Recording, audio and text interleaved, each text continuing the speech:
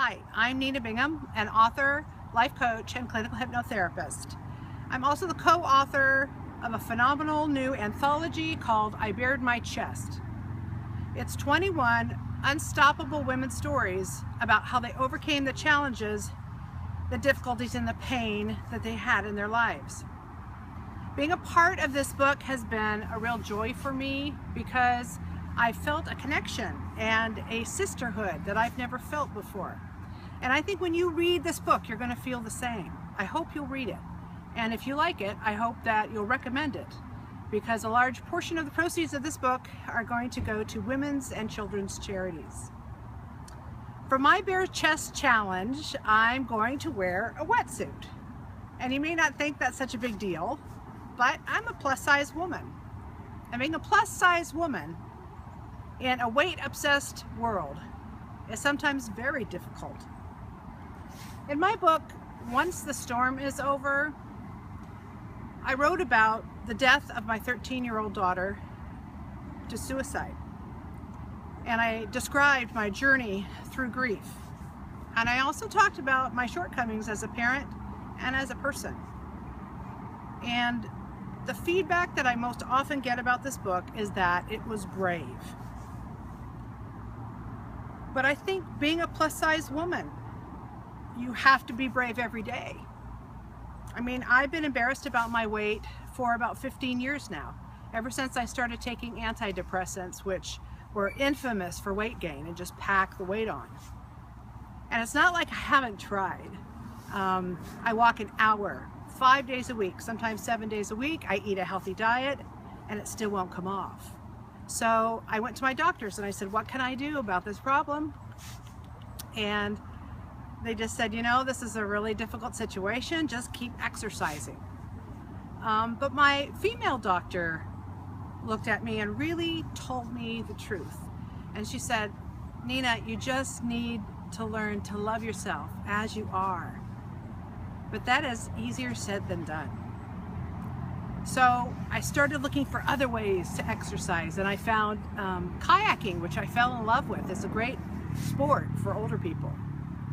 And then I remembered that when I was a child, I grew up in California and we lived near the ocean, and we used to go bodyboarding all the time. And I remembered how free I felt when I was in the ocean, how much fun it was, and what great exercise it was.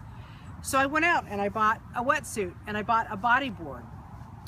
And I'm aware that being a plus-size woman, over 50, out there playing in the waves probably looks a little strange. You know, I look a little bit like a deranged penguin in this outfit. And I have, you know, gotten some looks for it. I've gotten some derogatory looks.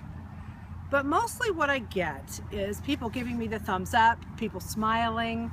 One older lady watched me all afternoon and she was just really fascinated. And when I came in, she called me over and she said, I would love to do that. I would love to do that.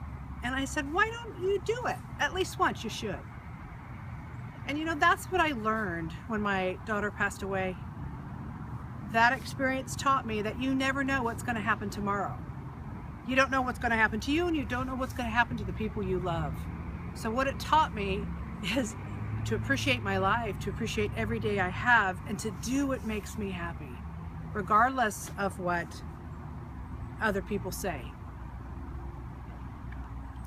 Recently, a newspaper article was published in Rhode Island, and it was a copy of a letter that a gentleman wrote in and said that he didn't like it when women over 20 were wearing yoga pants. I guess it offended his eyeballs.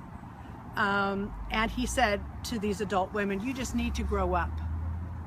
And in response to that letter, over 300 women showed up and marched in their yoga pants.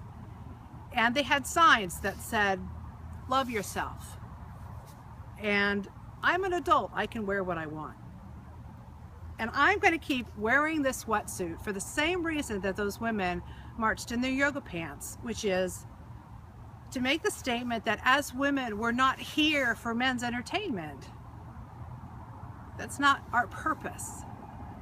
We're here because we're phenomenal beings with incredible potentials, and we're spiritual beings. And we're here to affect positive change. That's why we're here. So I hope you've been inspired by this talk today, and I want to challenge you to take the Bare Chest Challenge. All you have to do is make a video of yourself, post it on your social media. You can use any device you want, and just at the end of it put hashtag I bared my chest. And I'd like to select 3 friends and challenge them. The first friend is Karen Whitley. She's a Facebook friend. I'm choosing Karen because she's ballsy. She always says what she means.